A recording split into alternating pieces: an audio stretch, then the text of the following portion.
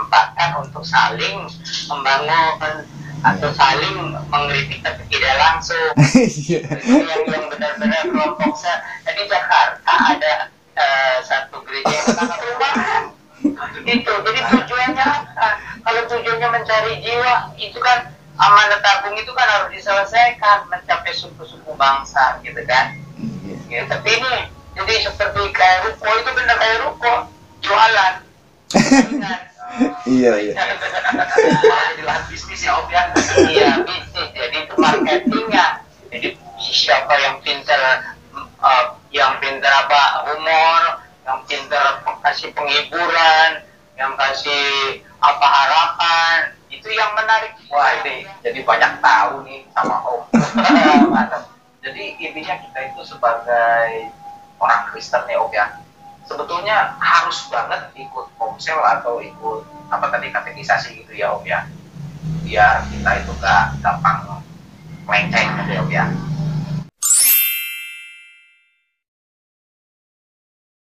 Supaya sesuai dengan kebutuhan sekarang. Jadi orang Kristen bukan hanya iman, tapi juga bagaimana kehidupan Kristen sehari-hari dan bagaimana pelayanan-pelayanan apa yang diharapkan oleh Tuhan. Itu kan, itu cuma ya orang ada yang pakai katekisasi, saya ada gitu ya, tapi kebanyakan itu kan dijaga sama sinode masing-masing. Ini yang harus kamu ajarkan. Iya. Itu sahabat Alpetra, ini kan ada buku, ada buku katanya Om Yan punya buku katekisasi. Nanti kita bahas, kita coba bahas di sini. Iya. Jadi memang doktrin kelompok sel tadi Om Yan sudah singgung tentang doktrin yang benar menurut Alkitab ya di kelompok sel itu. Saya juga sebetulnya belajar dari bukunya Om Yan.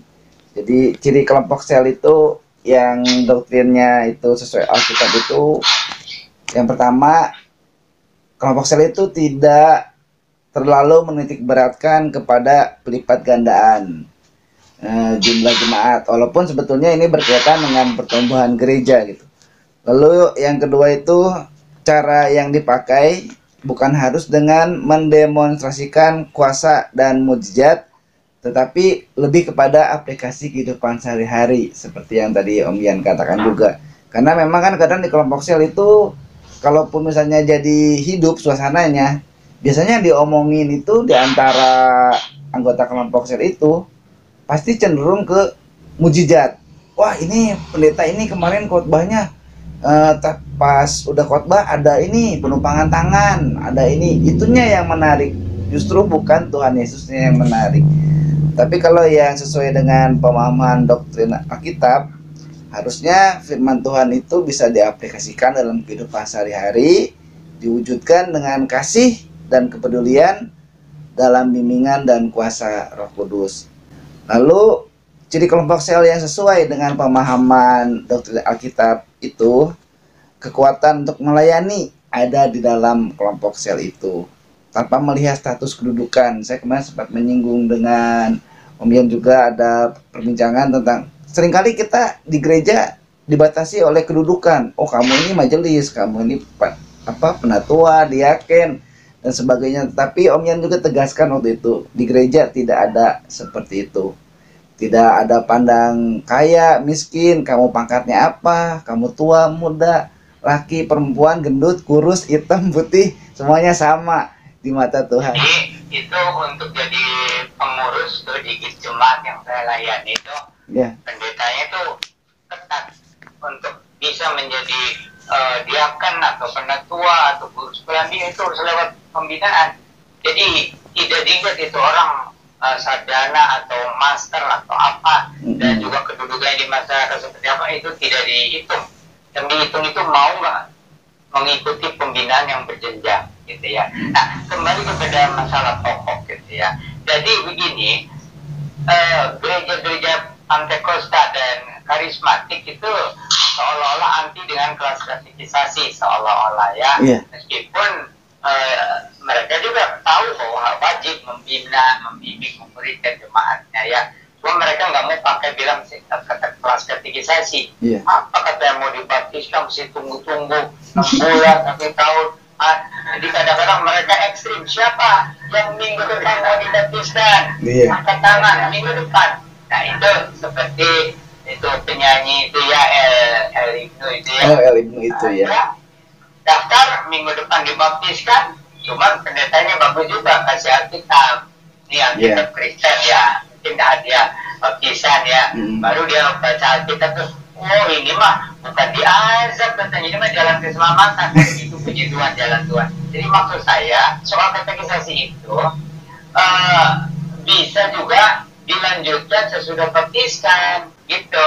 Oh, iya. Jadi artinya tuh nggak harus 6 bulan misalnya. Kalau memang perlu cepat dibaptiskan, ya asal orangnya sungguh-sungguh ya percaya Tuhan Yesus, mengalami kelahiran baru, meskipun bayi rohani nggak apa-apa dibaptis, tapi nanti harus ikut gitu terus.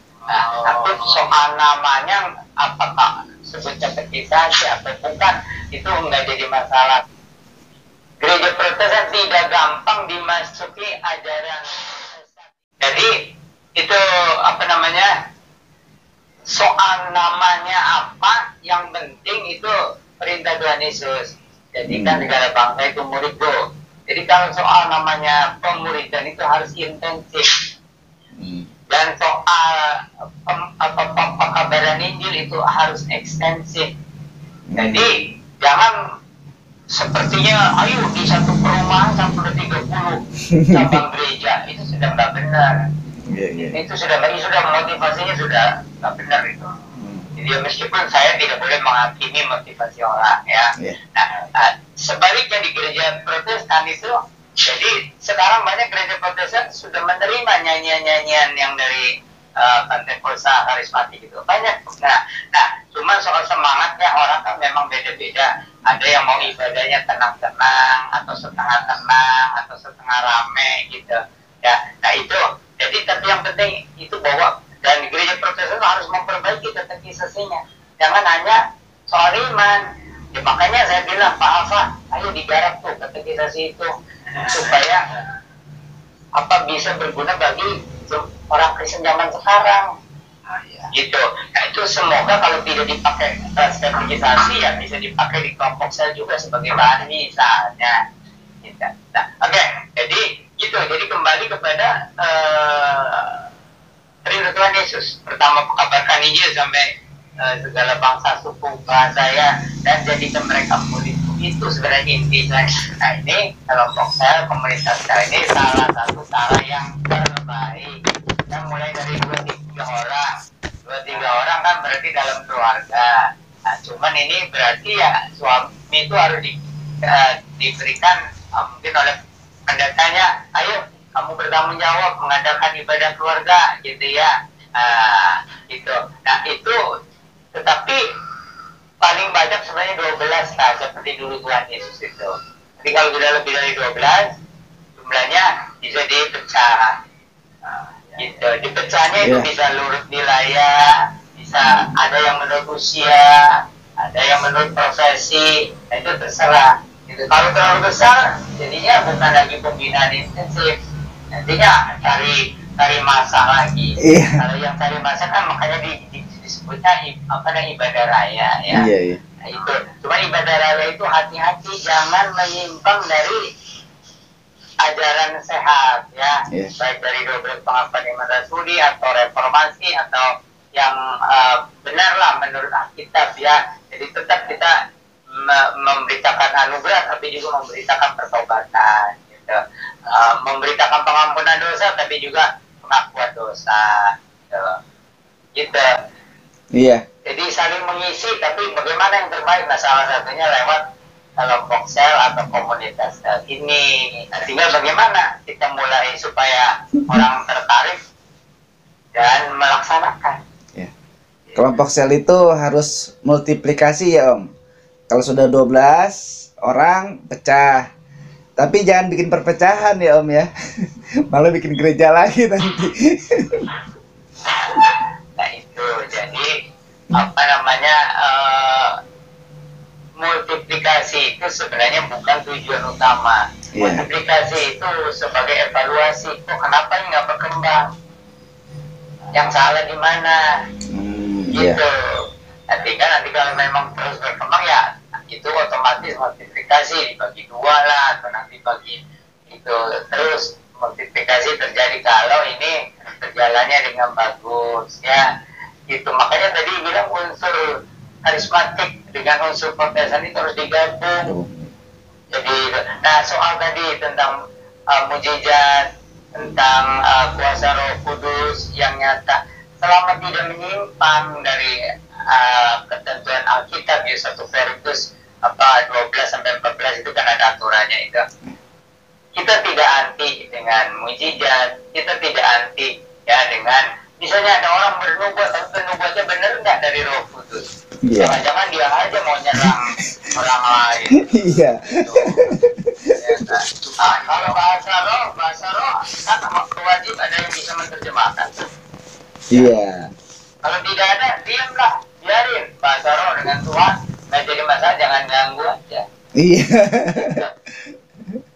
Nah terus misalnya ada lagi tuh, kalau ada orang sampai terharu ya, atau misalnya nangis, asal jangan menggerum-gerum kayak orang gila, gitu. Tapi misalnya dia ngaku dosa, yang nggak apa-apa. Berarti kita yang lain juga bisa terpengaruh ya. Kita jadi itu bagus. Dulu mah banyak orang nangis karena dosa. Sekarang sudah jarang orang menangisi dosa, gitu ya. Nah, terus ada orang tertawa gembira misalnya ya, kalau wajar nggak apa-apa, jangan seperti yang tempo hari itu Toronto Blessing. Oh iya. Tawa sampai 1 juta, ya. Kita kayak orang gila juga. Itu semua itu harus berdasarkan aturan Alkitab itu teratur ya dan sopan dan wajar gitu. Jadi jangan ada misalnya anti protestan anti karismatik, gereja kan satu. Iya. Kita tidak boleh saling menghakimi, apalagi sesama hamba Tuhan ya sebut nama, jangan juga. Ya nggak, ajarannya aja yang kita menghakimi, ajarannya bukan orangnya. Iya. Kalau salah, kalau menyimpang dari ajaran Alkitab. Gitu. Ada pertanyaan, justru sebetulnya ini sebetulnya apa ya, menarik, bikin pengen bertanya-tanya itu. Tapi saking menarik dan ingin bertanya-tanya, tapi udah dijelas sama omnya. Gimana nih? Jadi ini seru om, terus terang seru. Jadi saya sendiri dapat satu pengalaman dari apa yang sudah om jelaskan itu. Saya itu sebagai orang Kristen itu wajib mengetahui lebih dalam. Tadi jangan asal Kristen toh katanya, wah ini KTP-nya Kristen, ya pokoknya Kristen ya sudah Kristen. Tapi ternyata selain punya cap Kristen itu, ternyata saya itu harus lebih dalam lagi mendalaminya agar tidak gampang tersesat.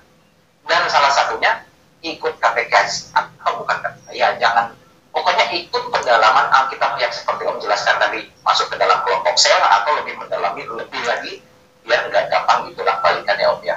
Apalagi kan zaman sekarang banyak sekali serigala berbulu domba ya om ya. Ya betul. Nah itu, ini sahabat Alpetra juga harus ini lebih cepat lagi, lebih pokoknya harus lebih cepat lagi. Betul. Harus lebih cinta Tuhan lagi. Jangan asal, wah di sana ada KKR Kristen, berbondong-bondong di sana. Wah di sini ada mujizat, berbondong-bondong. Nggak tahu itu apa enggaknya ya. Nah itu nggak boleh begitu. Ada satu hal lagi yang perlu ditekankan dong, tentang pembinaan jalan keselamatan dan ya mengalami keselamatan lahir baru dalam Tuhan Yesus, dan mengajarkan itu jalan keselamatan itu di buku itu ada buku Yesus itu jalan keselamatan itu semacam dasar sebelum mempelajari iman Kristen gitu. Karena kalau orang belum lahir baru belajar iman Kristen itu hanya jadi membebani pikiran. Tapi kalau dia sudah mengalami kelahiran baru, mengalami jalan keselamatan, lalu belajar iman Kristen, dia makin terpesona dengan kebenaran Alkitab. Ya, jadi kalau orang belum mengalami juga bisa-bisa ada pengaruh orang lain, wah katanya Alkitab itu banyak kontradiksi dan apa, bingung, nggak jadi.